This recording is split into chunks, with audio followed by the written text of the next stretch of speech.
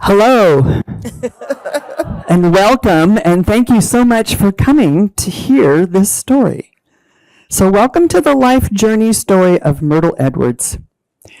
Tonight's presentation will be led by the Horizon House resident Bobbie Spaeth, who's down here with me and will be trading places, and who was the first woman reporter for King 5 News and encountered Mrs. Edwards many times in her work in Seattle. Plus myself, Linda Purdy, and I'm the Director of Inner Wellbeing and Spirituality here at Horizon House for one more month. And I'm also Myrtle Edwards' granddaughter. So, thank you. Outside of the fact that there's a room here at Horizon House and named after her, and there's a park at the Seattle waterfront named after her, how many of you know who Myrtle was or what she accomplished? Hey! Yay. That's wonderful. There's way too many people who don't. So for those of you who knew her or what she did, even if you didn't like it, I'm grateful. I'm grateful that you knew her. For you see, part of the reason that we're telling this story is because she has basically been ignored or written out of history.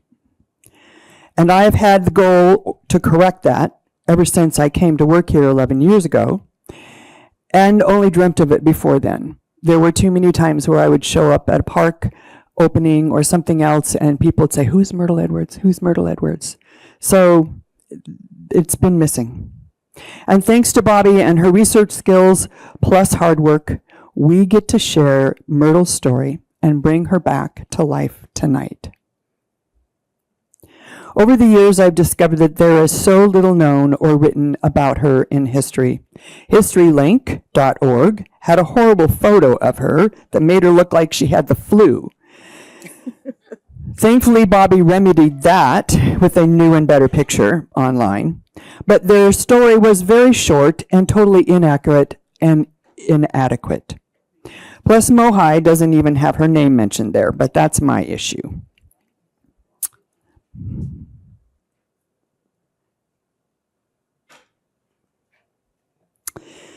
So I get to tell you the more personal story about Myrtle, including what led her to come up with the idea of Horizon House, and then what led her to work so hard to bring it about when she already had a full-time job.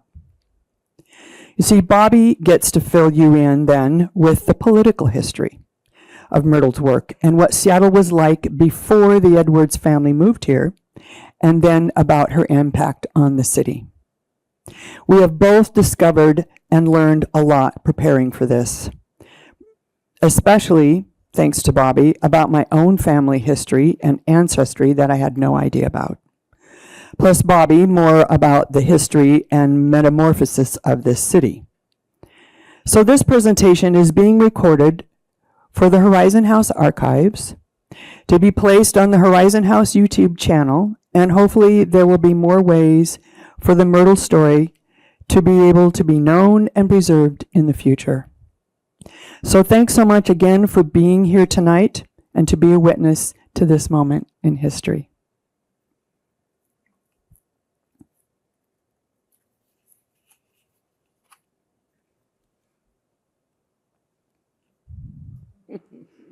Isn't she darling?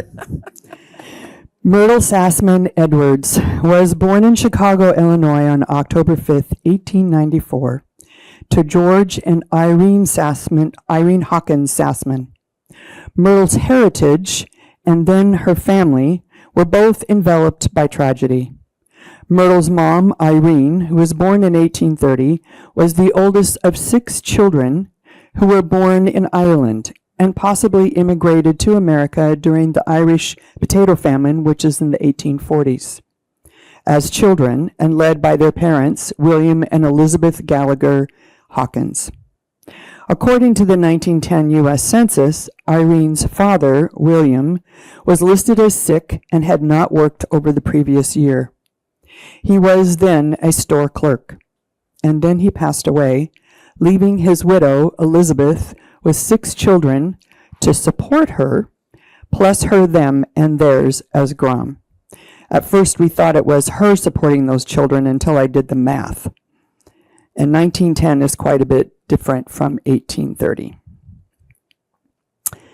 Myrtle's father, George Sassman, was born in England.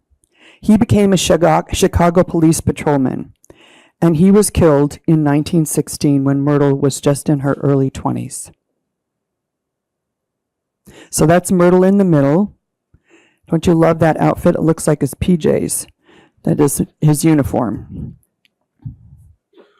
Myrtle also had a younger brother, Howard Sassman. He was the golf champ and Myrtle's favorite, and a younger brother by 5 years. He was named Howard George Sassman and born in 1900, and he was a golf champion who loved that sport. And on 9/12/1918, he signed up for the World War I draft, but since the armistice was declared on November 11th, 1918, he probably never entered the military service. There is no further historical data on him after that time. And the family lore was that Howard committed suicide sometime around that era.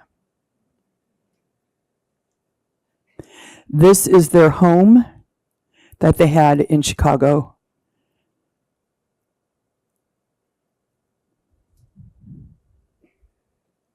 Meanwhile, Myrtle had attended public school in Chicago and then the American Conservatory of Music and later the Illinois College of Music, owned and run by the Edwards family. She worked as a vocal soloist and pianist at the Illinois College of Music until she met Harlan Hammond Edwards.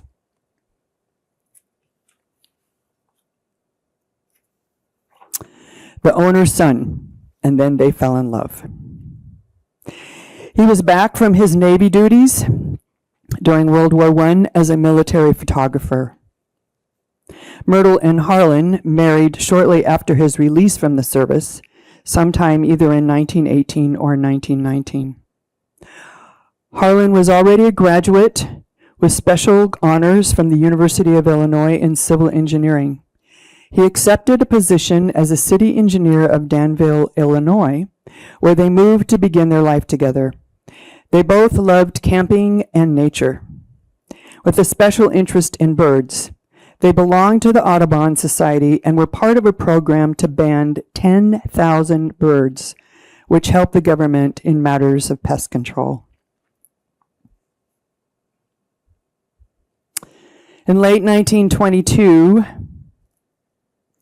their daughter, Virginia, was born, and Harlan was offered a position in California as city engineer of Pasadena. They camped their way across the country in 1923 and made their first home in Altadena, which is just outside of Pasadena. A few years later, Harlan became city engineer for Claremont, California, and structural civil engineer for the buildings of the new Scripps College campus and Pomona College. So they built their new home in Claremont out of recycled materials.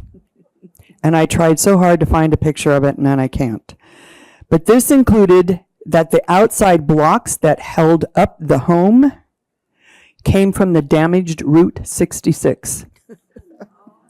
That the blocks were all cut up by a Mexican mason, and they were this thick and about this wide, and they had this wonderful concrete that dripped like frosting over it. It was beautiful.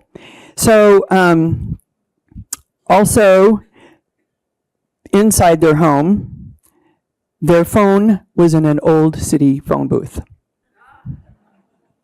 Myrtle used to say that knowing about birds and music were not enough to be a good conversationalist for her husband, who was a city leader. So she joined the League of Women Voters and was also involved in her church community in Claremont. They had a summer home in Lake Arrowhead that they enjoyed often. And Virginia, who is right here, and that is a violin. She was becoming quite the young violinist. And their son, Dale Hammond Edwards, was born in Claremont in 1929. He was my dad.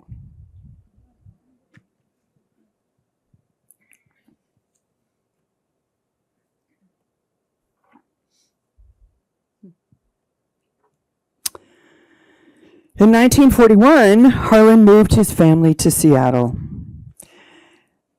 And as he accepted a position of assistant chief engineer for SIEMS Drake, Puget Sound Contractors. And they were a contractor for the Navy for the $150 million design and construction of Sitka, Kodiak, and Dutch Harbor naval bases in Alaska. This was 1941, so very timely time for bases. And Harlan specialized in earthquake protection of these buildings.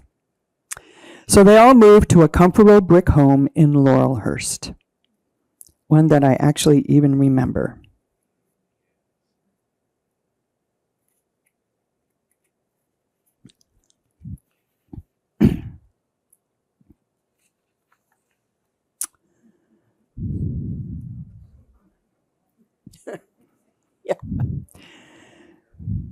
Oh dear.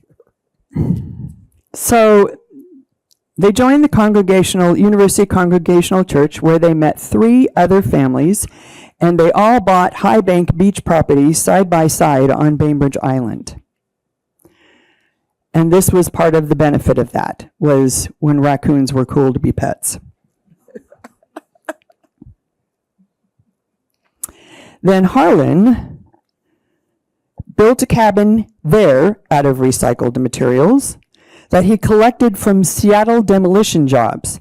So these windows right here, those came from the old J.C. Penney's building.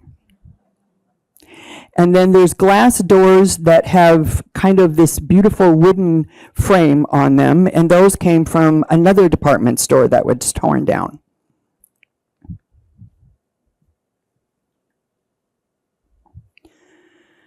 They and we enjoyed many hours on the beach with family and with the local raccoons.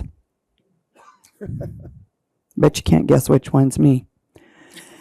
Having finished his work in Alaska, Harlan received his professional engineer's license, January 1944, to work in Washington and Seattle as a civil and structural engineer. And so he was involved in projects throughout the city. And he patented 3 inventions that were related to construction of large buildings that were used throughout the city. Together, the Edwards belonged to the University Ballroom Dance Group, the Laurelhurst Country Club, and met with a group of about 10 to 20 church couples that gathered regularly for dinners and social outings for about 20 years. They called themselves the Samovar Group, named after the samovar that was owned by one of the members of the group.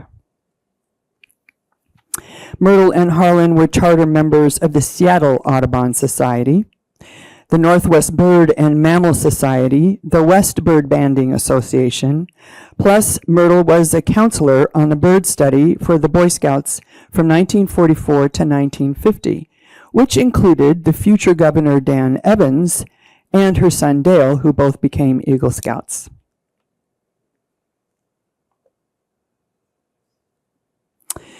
And in the community, she became a board member of the Seattle-King County Council of Churches, the Civic Unity Committee, Christian Friends of Racial Equality, founder of International Understanding Through Students, Friends of Youth, PTA, World Affairs Council. She was president of the League of Women Voters for Seattle in 1949 to 51, and for the state of Washington from 1951 to 1955. Plus later, she belonged to the Women's University Club, which is her right here, circled in red. And she also belonged to the Municipal League for Seattle and King County, the Historical Society, and later the Business and Professional Women's Club. Shortly after moving to Seattle, Virginia, her daughter, who by then was a concert-level violinist, left for Rochester, New York for college. In New York, she defied her mother and chose to go to medical school over becoming a concert violinist. She met and married Bruce Till, another medical student, and they both became doctors in Northeast Oregon. The last part of their service was in Pendleton, Oregon, where he was an eye doctor and she was his anesthesiologist. And they served people from 4 different states all the way around. So Dale, my dad, who is right there, that tall, handsome dude, he graduated from Roosevelt High School, and then he went to Washington State University as an ROTC student, where he met his future wife, Kathy Powell. So they married right after college graduation, and that date was Myrtle's choice, even though Kathy's dad, who was right here and not smiling, was a baker, and their wedding cake was his 24th of the day. Dale earned another degree at the University of Washington and later went on to become a career officer in the Air Force, moving with his family around the world. So on this side are the Edwards. There's Myrtle, there's Virginia, there's Harlan, and my dad. On this side is George, Catherine Powell, and you'll see her again, not related to another Powell mentioned in this story. My Uncle Mike, my mother's brother, and there's my mom.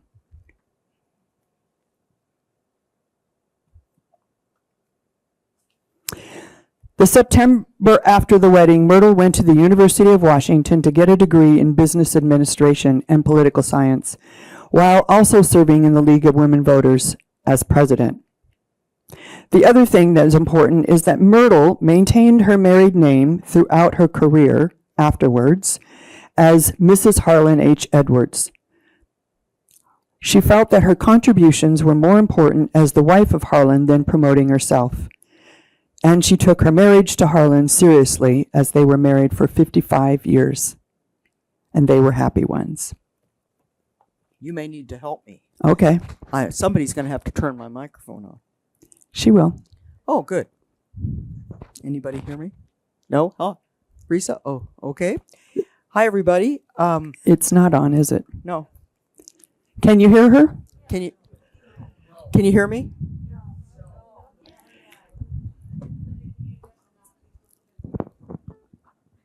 I've used lots of microphones, but never one like this. There you go. Bear with me, everybody. All right. Okay, I'm Barbara Stenson Spaeth, and I came into Myrtle Edwards' life late for her and early for me. And I've learned a lot on this project. When she entered the University of Washington, it was involved in a very high-profile shame. It involved politics. And a state legislative committee had made an attack in the red baiting style that made false claims that some of its faculty members were dangerous communists. The university then fired those people.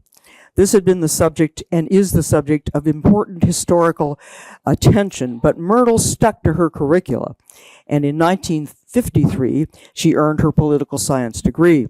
And through her civic work, she was engaged with community activists, including a young Bond attorney, Jim Ellis, who was young enough to be her son, who then bravely was advocating for costly but vital new investments to deal with pollution and inadequate transportation that only government could create. In 1955, surprise, and you can show me how thank you. Yes. There was a surprise. Seattle's long-serving lone female council member, Mildred Powell, who also later lived at Horizon House, resigned. Mrs. Powell was a widow and a Republican, then very active in the fervent national anti-communist group called Moral Rearmament. She joined a world tour instead of serving on the council with that Red Scare group. And that meant the remaining council men, they were all men, needed immediately to appoint a replacement. And they chose Myrtle Edwards. Can I just touch this? Oh, okay. Right. Well, here's Linda's first political photograph. In her grandmother's arms, because, of course, after a nationwide talent search, Mrs. Edwards was the clear choice to be appointed. But there was a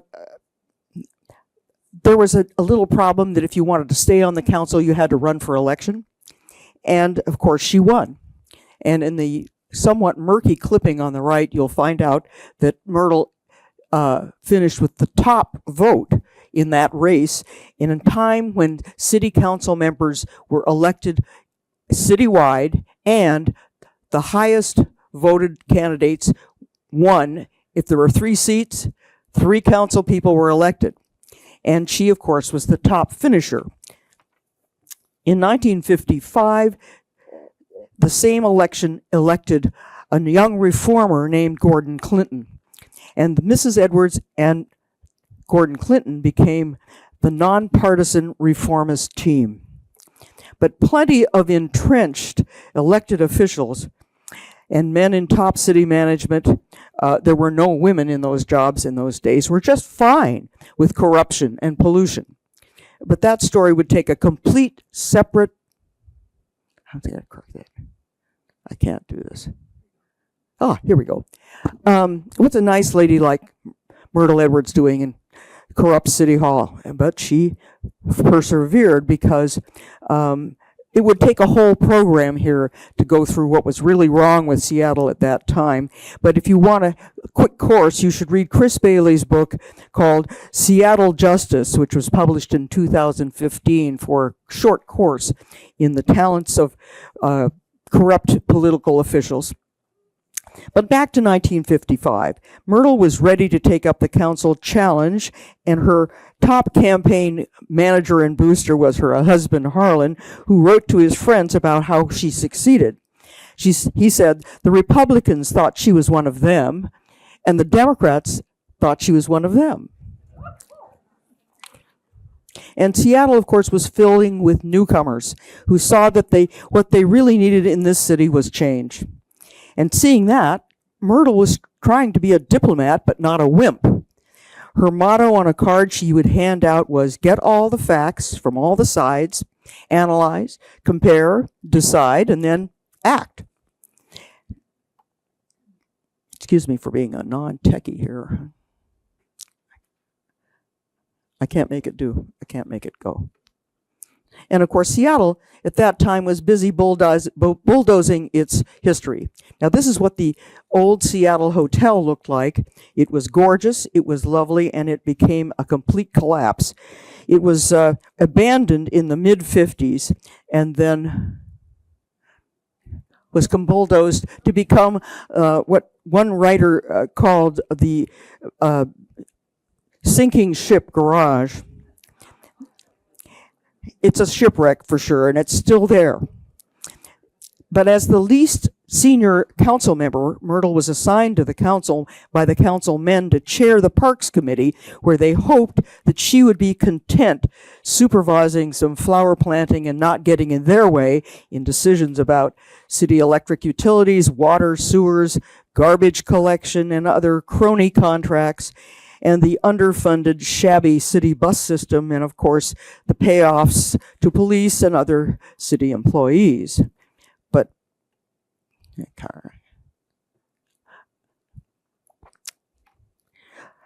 in the 1950s, Myrtle did have some power in city government, but not at City Hall because there was no City Hall. Seattle City Council members thought it was too expensive to have one, so they rented cheap office space for the general government. And of course, the police department, health department, and City Light had large, fancy buildings because that's where the real money was. I can't. What? Oh, yes.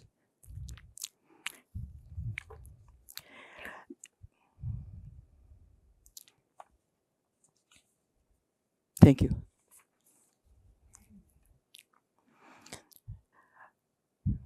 Myrtle used her committee to call for revitalizing, not demolishing historic buildings. And she put a spotlight on the Pike Place Market, which was increasingly being abandoned. And environmental pollution was at the very heart of the city when Myrtle was on the council, specifically the Ship Canal, which I can't make this move.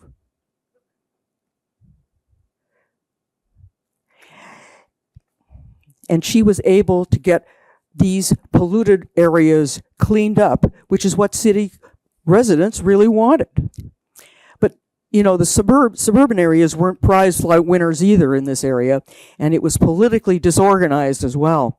And new communities were flushing more and more sewage down into Lake Washington and on Seattle's shoreline. Why doesn't this do this? Whoop! I don't have a license to operate this. Okay. I want to go forward. Yeah, next one. Yeah. Whoops. You went backwards. Yeah. Okay, sorry about this, you guys. Okay, so one of her good friends was young Jim Ellis, who was trying again to organize a bond issue package in 1957 to get Seattle's and the urbanizing areas to put in a metro special government that would be able to handle the region's sewage problems and create a healthier environment. It failed in its first vote, but it won with a modified district boundary in 1958. It tried to get transit at that time, but was unsuccessful. But it did start a sewer control system and treatment system that has won national recognition. And in the 1950s, Myrtle's power was not insignificant on the council, even though she was often in the majority. The council men were steadily concerned, of course, that they were not going to be able to do business as usual. And one of the things that was usual was no organization, no plan. And in order to get new federal funds in the Eisenhower era, you needed to have a city plan. And she was the driving force behind getting a comprehensive city plan, the first one in Seattle's history in 1957. Even though there were plenty of old-time Seattleites who thought that kind of thing, city planning, was communism.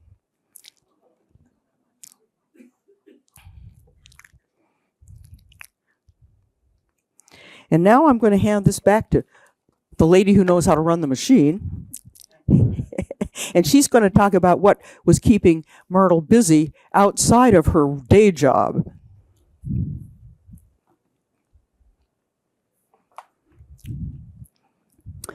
Meanwhile, Myrtle's mom, Irene Hawkins Sassman, who was called Dodie, moved west along with the Edwards. She lived in Pasadena when the Edwards lived in California, and then moved to Seattle with them. She developed dementia in her early 70s while in Seattle.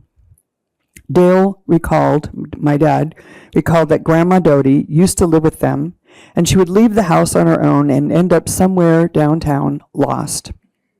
Thankfully, the police knew her quite well, and they would call Myrtle or Harlan to come and get her. You see, in those days, there was no memory care. No facilities in those places or anywhere close by that would get help to care for her. Irene later appears in the death records of the Washington State, dying in 1948 in Steilacoom, Pierce County. That was the year after Dale graduated from high school, and Myrtle would have been 53. My generation of the family did not know this, and Myrtle's children are both deceased, but the only reason we can imagine that Irene would have died in Steilacoom in Pierce County after living so many years close to Myrtle or with Myrtle was that she was a resident of the Western Washington's public mental institution, located there. After her death, Myrtle took her back to Illinois to be buried with her husband, George Sassman. The reason this story is important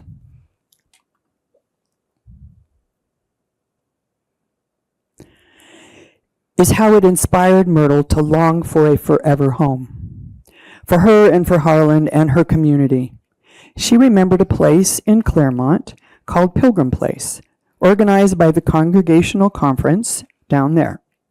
It was established in 1915, originally for retired clergy and missionaries and their spouses.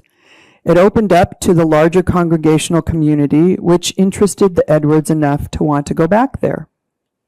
However, in 1958, which was 10 years after her mother died, Myrtle was sitting next to a Reverend Archie Hook at a Council of Churches board meeting, and the Edwards had recently received a request for their application to Pilgrim Place for their entry into this retirement community.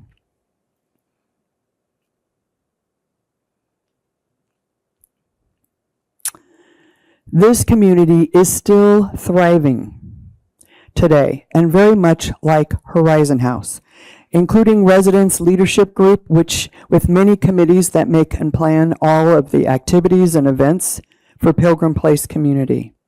Here in this photo, they are even marching, there you go, in protest like we do here. Their purpose statement, a community rooted in justice, peace, and care of the earth, is so much like our own values here. One of the biggest differences is they have many, many acres of land, so they don't have high rises. They have cottages and some lower rise buildings for people to live in. But back to Archie Hook. Myrtle Edwards had also heard that Plymouth Church had been discussing the need for such a home in this area. The Social Action Committee had talked about the problems of the elderly, and such an item had been included in the Forward Thrust program. With all of this in mind, she turned to Reverend Hook and asked why the Congregational Conference couldn't sponsor a retirement residence as other denominations were doing. And he thought it was a good idea.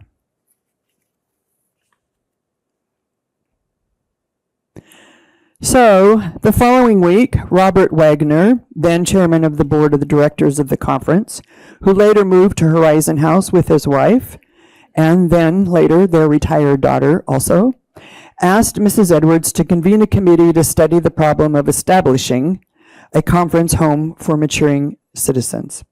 The committee was subsequently named the Senior Citizens Committee. Really original. Their first meeting was January 22nd, 1959, and the rest is history. The Articles of Incorporation for Horizon House were filed on December 15th, 1960, and the architect, Robert Durham, suggested the name Horizon House. The first board of trustees included a list of 12 members, starting with Myrtle Edwards, or Mrs. Harlan Edwards, and ending with Reverend Archie Hook. Lauren Baldwin removed himself from the board when there was a possibility that the Baldwin Apartments could be the final location. They were looking at 3 different areas in the Seattle area.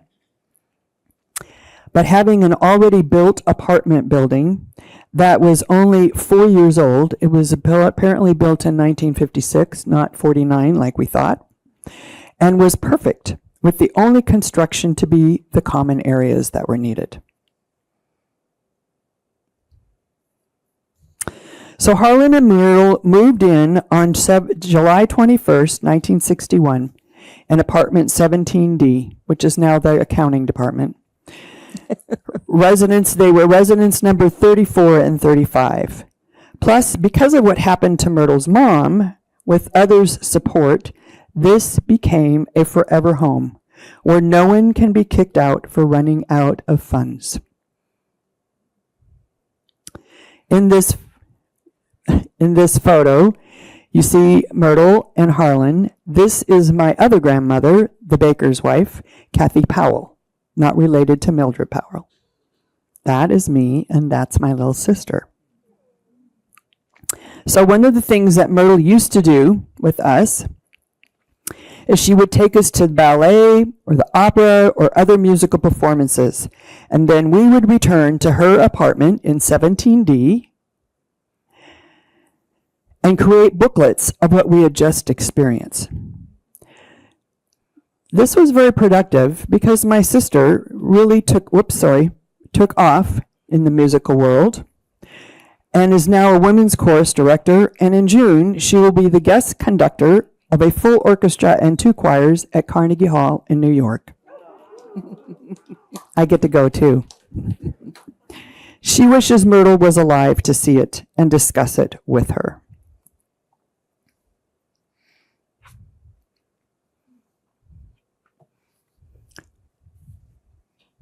You're going to stick around for the.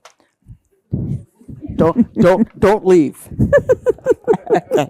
Now, back to her day job. As for Seattle Parks, remember she's on that committee that keeps her away from any serious issues. The biggest park then was to be created as a civic center, and Myrtle Edwards was the go-to council member for all of its planning, which of course was going to be an even bigger deal, Seattle showing itself off. Now let's see. Yeah, great. Haha. In 1955, back that far, just before Myrtle was elected, the Civic Center idea morphed into the more than a park performance arts center, although that was going to be the permanent goal. A few gents gathered at the Washington Athletic Club bar to chat with Al Rochester, then a city councilman, who wanted to see some sort of a acknowledgement of the centennial of the anniversary of the original AYP exposition of 1909. But actually, Al never got a chance to say what would happen because that election where Myrtle won as the top vote getter, remember they seated according to their votes, Al finished out of the money. So he was no longer a city councilman by the time the planning for the World's Fair began and any other decision making. Instead, it was Myrtle Edwards who got that opportunity and Seattle's opportunity. She directed many key decisions on what and how the Century 21 World's Fair campus would be built and just who would get to design it and build it. Myrtle's government connections slightly overlapped with Horizon House's development during that build-up to the fair because architect Bob Durham of Horizon House, who was young enough to be her son, was also a member of the Seattle City Planning Commission that reported to Myrtle's council committee. And she persuaded Durham to become the continuing Horizon House project lead for the physical development of the site. Now, a full story of his contributions to Horizon House resides in a terrific video that was done with Kathy Gunstone, his daughter, several years back, who really lays out all of the terrific contributions he made here that made this place what it is. Well, with the World's Fair's history, a new conservative mayor was elected. Longtime City Council Finance Committee Chair Dorm Brayman, who openly supported racial segregation in Seattle. Oop, went too far. Yeah, there we go. As a UW Daily student journalist in 1964, I covered the public struggle over that issue. And that's when I met attorney Wing Luke, who had been elected to the city council in 1962, and Mrs. Edwards. Yes, they were usually progressive allies on council issues then, and she also was old enough to be his mother. In 1964 was also when the UW professors were trying to save the Pike Place Market, which, you know, is over there. Oh, I have to use the cursor. I don't know how I do that. Where? Oh, there you go. Oh, over that way.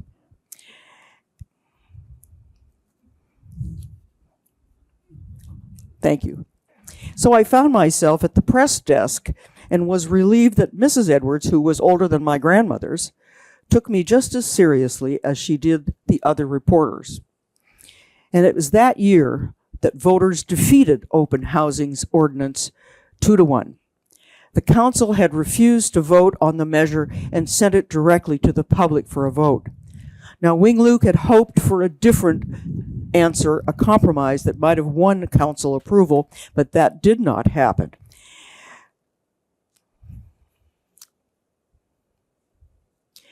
Instead, who was campaigning to defeat it? Mayor Bremen led that campaign, defeating the proposed law that was designed to protect the right for all to live anywhere in the city. In preparing for this program, I could not find any reference that Mrs. Edwards made any public statements on the issue, but I want to recommend you read a book written by 3 Horizon House residents, Maid Adams, Joan Singler, sitting right there, and Jean Durning. I think I saw you come in. Yep. They were witnesses firsthand to this angry time and wrote about it very well in a fine book called Seattle in Black and White, and they are great sources of what was going on then. It was only after the assassination of Reverend Dr. Martin Luther King Jr. 4 years later that the council quickly approved an open housing ordinance itself. Well, in January of 1965, I was again covering Myrtle Edwards, but as King TV and radio's first female general assignment on-air reporter. And the fight was underway then between UW professors and property developers over the future of the Pike Place market. The proposal was also to build a ring road highway around downtown inside the I-5 freeway and the Alaskan Way Viaduct, making suburbia a competitor. Meanwhile, Myrtle and bond attorney Ellis were remaining in contact, and he continued to seek support for countywide public improvements. Toward that end, in 1966, Myrtle organized and planned what was billed as a fact-finding tour for 40 civic leaders and elected officials, as well as Seattle's chief engineer, the director of City Light, and the planning director, John Ehrlichman was on that trip as well. He went on to an interesting career after that. But it would take another Horizon House program to explain it. What Myrtle was really doing was to launch Ellis's next campaign for regional capital improvements. It was called a Washington State Urban Study Tour and was glorified. It was a glorified press tour for what Seattle should build, and it was co-sponsored by the American Institute of Architects and the Seattle Central Association, who were downtown commercial property owners. Journalists were urged to join, and I was assigned to represent the Seattle PI and King News. And here are a couple of my articles long ago. And we were really impressed with the high level of people and decision makers we were introduced to and arranged.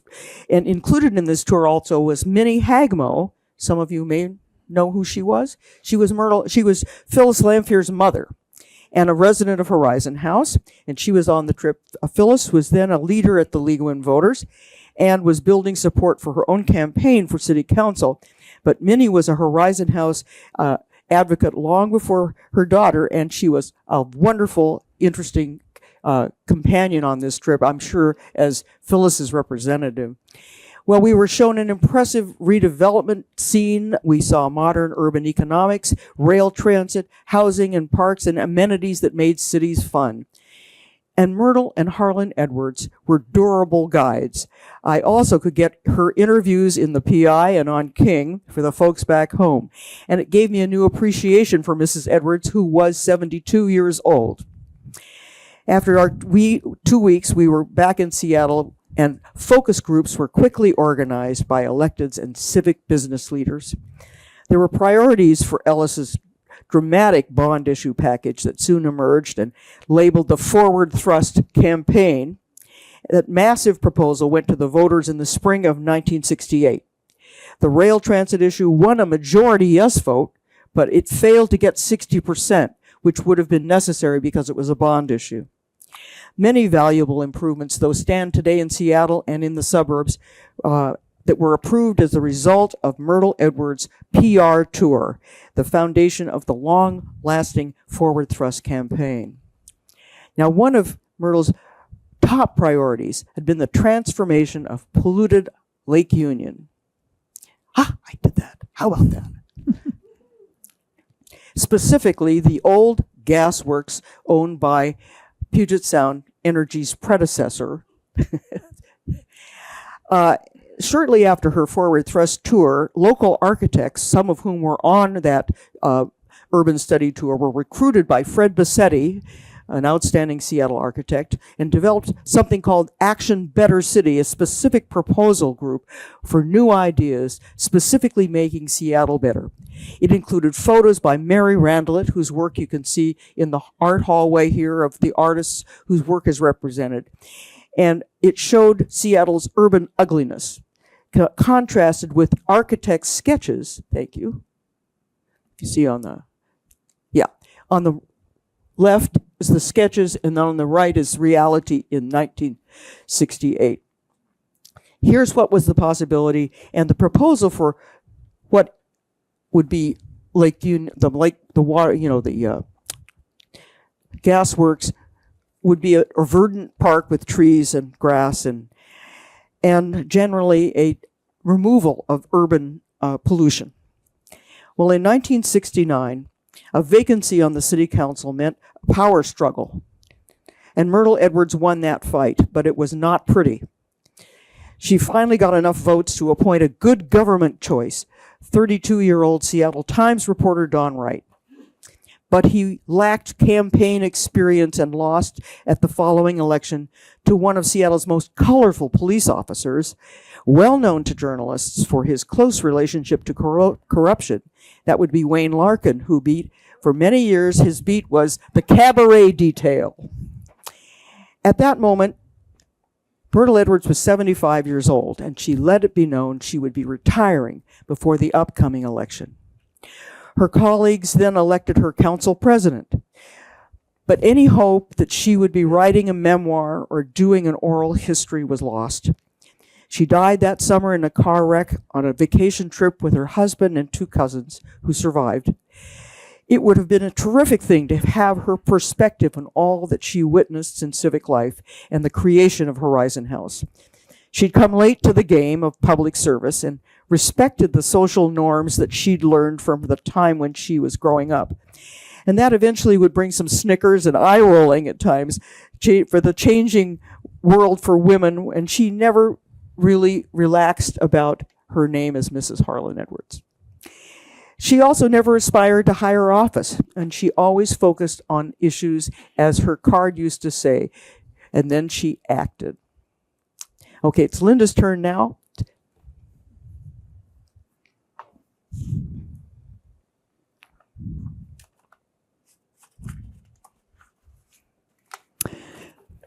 So because of the smell, pollution, and symbol the gas plant represented, Myrtle arranged for the purchase of the land extending out into Lake Union at a low cost, which included the gas company removing the plant and all its polluting agents at their own cost. The goal was to create a park out of the cleaned up land for all to enjoy.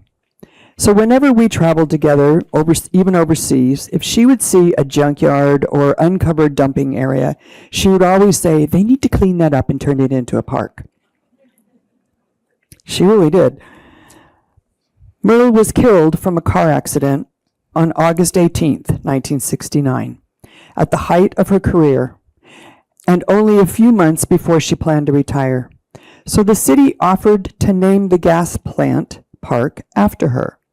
However, when it was clear that the whole reason she arranged for the park to be there, to destroy the gas plant, what it symbolized in pollution of the land and the waters and the stench of the city that the city once had, it was even worse than Tacoma, and repurpose the land for the community, and saw that it was going to be ignored by the landscape architect who was awarded the design of the park.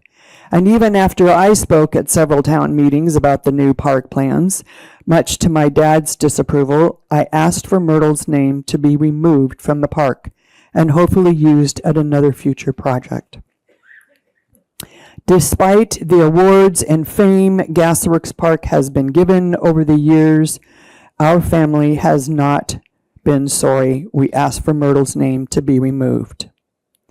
It would always have been Gasworks Park anyway, kind of like Governor Rossellini Bridge. That's usually called the 520 Bridge.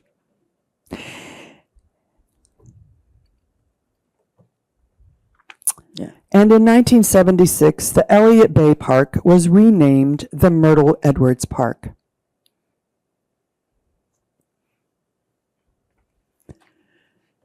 And we lost our slide. We did. Oh, well. It's all right. I'm going to go back to it. Yeah, this is good. So right here, along this waterfront, this is an oil plant. That was the Union Oil plant. Union Oil plant. And then all of this kind of off-colored stuff was all construction debris all along there. It was a dumping ground for construction.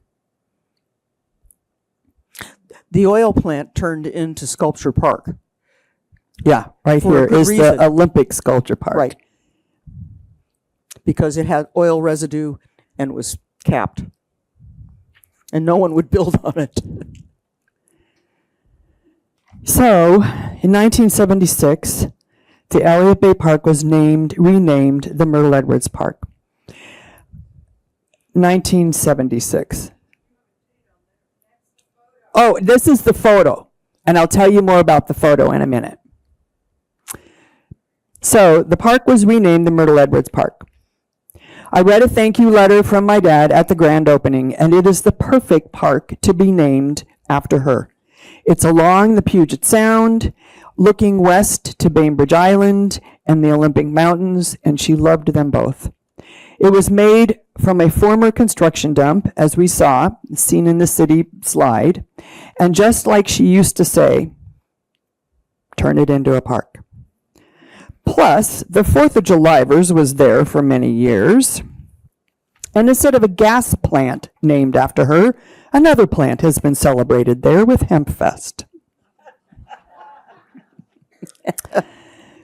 So the reason this is Myrtle's Park in 1926. No. I mean No, 2026. I'm not even 75 ready to retire. Now the park is under reconstruction, along with parts of the Sculpture Park and Centennial Park, which is on the other side of the Myrtle Park that goes almost all the way to Magnolia. The walkway along the waterfront is being enhanced and refurbished with new plantings and sculptures, play areas, and more beautiful beach access, all to be complete before the FIFA World Cup celebration on June 2026. I've read many articles about Gasworks Park, its awards, and its constant difficulties, now including 3 deaths from people falling off the gas plant towers, with many writers commenting that the family is probably sorry for removing Myrtle's name from that park. The history of the land speaks for itself, from its past pollution and destruction of wildlife and lake life to its continual problems related to the remaining gas plant structure on the property. Myrtle's purchase and purpose of the land never wavered. Neither has our choice in removing her name and being gifted with a better and more appropriate park named after her.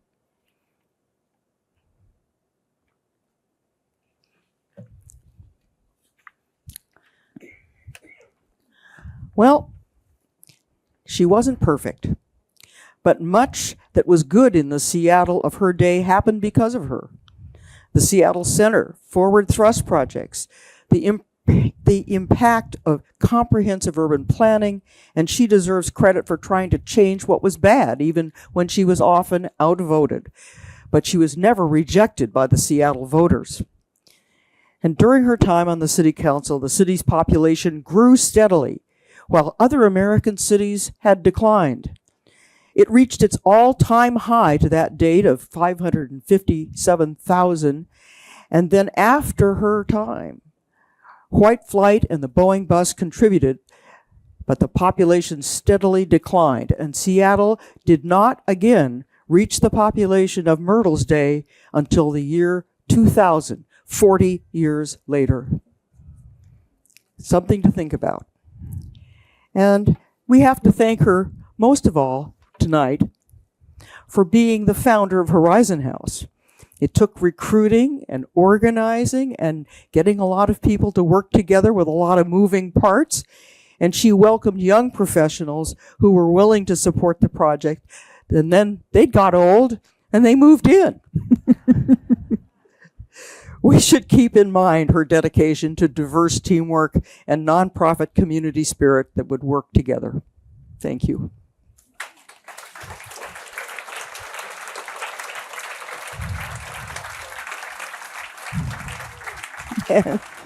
So I'm not yet. I got one more last word.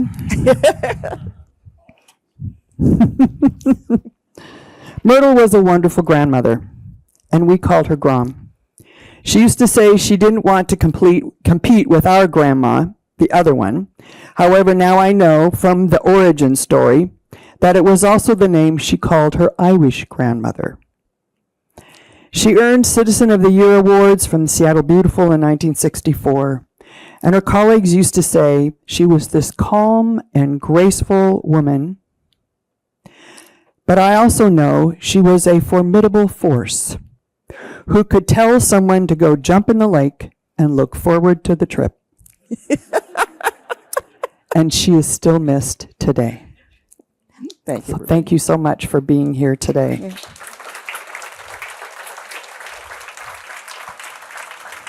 So this took a little longer than we thought, but if there's any questions that people might have related to Myrtle, we would love to answer those. We have some microphones coming around. We may have just answered more questions than you ever wanted to know. No questions. Hey. All right. Pretty thorough. Any of you?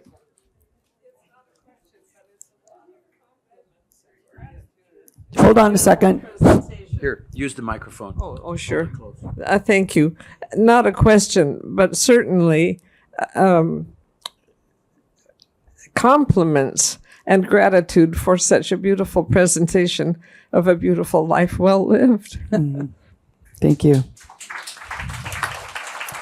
Sam, there was a question over there. Jean Durning. Uh-oh. It's okay. Again, not a question, but a comment, and that is that all the times that since I've been here, and we talk about the Myrtle Edwards room and so on, it just sort of feels wrong to me because all the time she was in public life, she was Mrs. Harlan H. Edwards, and Myrtle Edwards was occasionally, sometime you might find out, but basically she was Mrs. Harlan H. Edwards. Yeah, she'd be rolling over in her grave, she I'm would. sure. She'd be giving us a bad time. Yeah. Too many words to say Mrs. Harlan H. Edwards. But we did. Yeah, we did. We did. I was glad to call her Grom. Betsy? Just a second. This is such a beautiful story. Are you going to do it in a pamphlet or a booklet sometime so we can have it in our library? Well, you want to say something? Well, we left a lot out. So, and we were talking about that this afternoon. And I said, this really is a book, or we can take all the piles of research and stuff. Yeah, we've been working on this for almost a year. Well, actually, and so there is a lot more that didn't get put in there. And maybe while I'm from far, I can still work with Bobbie to see how we can put it in a book. The fabric of Seattle was so transformative at that time. And I didn't get to talk about the effect of the I-5 construction through the middle of the city, which was another reason for population decline when you clear out thousands of homes in an already developed area. And that was a truly grim impact. And it started a campaign, if anybody remembers Margaret Tunks, who was the leader of Montlake Fighters Against Freeways. And Maynard Arso was from Montlake, yeah. But at any rate, they were a daring bunch, and other freeways that were being planned through the city because, again, voters kept rejecting transit. Yeah. And that was a real loss for us as a city. Hold on, let's get you a mic. Like Seattle in 1960, 65, the thing is the city was this 500,000 some people, and the whole of the rest of King County was only 550 50,000 people. So really, Seattle was the dog and everything else was sort of the tail and the legs. And then that shifted, of course, so that, this is totally different now. Yeah, definitely. Betsy Bell has a question right here in the middle. Hold on, Betsy, look to your left. Or your right, rather. My left. Well, I'm just so happy to hear about her leadership, because one of the deciding factors for me to agree to come out here in 1969 was this forward thrust thing that happened, and the pollution on the lake had already been cleared by then, and her name is never mentioned in any of the Seattle Magazine. I read that in the airplane going home to Kansas, thinking I can live there. They have people who work and don't have to worry about two states. Like I was in Kansas City with two states trying to work on the abortion issue. And it was so exciting to come to a place where civic people could come together like this. And her name was never mentioned in any of the articles that I read. So I'm really happy to hear about this. This is why we're doing this. And one of the things that I didn't want to mention, but I think I will now, is that several histories that were written in Seattle then misspelled her name, and actually misspelled Mrs. Powell's name. Because Nard Jones, anybody remember him? And there was obviously that. And in the major book that Murray Morgan did on the World's Fair, which was the giveaway book, not one female name mentioned in all of the people involved in the development of the World's Fair, which is a travesty. And so we have to pick up the... We went to the 50th anniversary of the World's Fair, my family did, and kept looking for her name somewhere, because when the fair opened, first of all, she brought us there, and her biggest pride about the fair was that there were 7 theaters on the campus. Right. And she was so excited about that, including the Opera House. And there was no mention anywhere. And there was one little booth that let you talk about a memory that you had and had it put it on a record. And so that's what we did, was we told the story that we remembered in that moment about what Myrtle and Harlan, who was a civil engineer, also involved with the Seattle World's Fair, and neither of them were ever mentioned. Well, future historians, I think, will take a broader look at these definitive large campaigns that took an enormous amount of outreach and grassroots work. Can you tell us about the library here? The library here. What about the library here? Oh, it's Myrtle Edwards Library? No, it's not. No, But her picture is there. it's in the Myrtle Edwards room. Yeah, there's a Myrtle Edwards room. Okay. Where's right here. Yeah, there's a Myrtle Edwards room, but it's not the library. And the Myrtle Edwards room shares a wall with my office. Yeah. It's near the side. Yeah. There's Ruth. Do you have an explanation why she was left out of so many stories? No.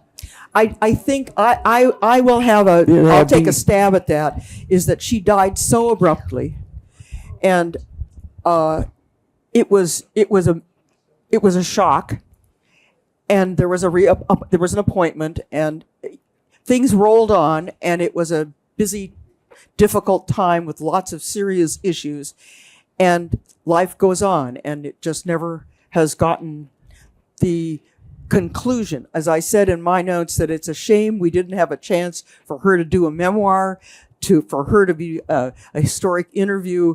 That would have been a great gift, but we didn't have the chance for that. Well, she was a part of the buildup to the break of the boy power That's in right. 1969. So you had Wing Luke, she was already on the council, Yeah. and then Phyllis Lamphere and Sam Smith and Tin Hill, Right. the Czech group that got elected. Right. But when the Central Association and the Chamber made a stand in 69 and put Mort Frayne up for mayor. Yeah. And then Wes Ullman, who was a young state senator and a Democrat, ran against downtown. That's right. He And was on the one kind for- of issues that Myrtle Edwards stood for, the downtown business community never got back the power that it had through the bulk of her time in public office. Sam's right. Yeah. I wonder if any of her story is portrayed in History Link, which is a No. Washington No. No. That's got 3 paragraphs, which are very inadequate and not all accurate. So that's something we also want to do, is to contribute to that. At least Bobbie remedied the photograph that was in there that made her look like she had the flu. I'd never seen that photograph I have before, no- and I it had was no idea what the horrible. origin is, yeah. So she put another one in there that's better. But you're Yeah, I right, we're won. going to try to do something with that. And Lorraine has her hand up back there, Jan. Can I? I was just going to say brava and thank you very much. And I do hope you will do the book. I think that WSU Press is inaugurating a series of academic biographies of Seattle political women, and Mildred Powell's manuscript, the autobiography of her life, has just been accepted. So it's definitely timely, and I hope that you will continue to work at it. Thank you. Yeah, I have a question. When Myrtle Edwards started Horizon House, I guess with other people from the church, Yeah. did she envision the committee structure by residents that has created the vibrant Yes. community? Oh, they had a residence council then. They envisioned residents Yes. leading the programs. Right. They didn't even have staff when they first walked in. Ah, I mean, they donated the furniture to the lobby. You know, the reception desk kind of had some volunteers. So, yeah. But this is not outside of that, and was fun for me to look at Pilgrim Place. First of all, to find out if it was still in business, and it's thriving and very much like this place. Oh, there's- Whoops. There has not been a history of Seattle from that That's right. period of really the World's Fair to the present day. There's been a lot of people urging others to write that book, so it's come very piecemeal. But when somebody does it, there's going to be a lot of material for research that can go into a general history of the city from essentially that World's Fair period forward, because everything in Seattle changed with the World's Fair. It never went back to being the white bread city that it was leading up to that. Yeah, definitely. I just wanted to make the comment that using your husband's name was not uncommon. No. The League of Women Voters presidents were always Mrs. So-and-so up until 1968. Pat Emerson was the first president of the Seattle League who used her own name. Wow. Yeah. Thank you for that. Yeah. So I also wanted to point out, in case you want to see more about the picture that's on the screen, you're welcome to come and read this. My daughter has this on her wall. And this is a page from the Seattle PI that she would wake up every morning and read. And that's what this picture Shameless came promotion. from. Yeah. Alas. Thank you so much. Thank you so much, all of you. Thank you.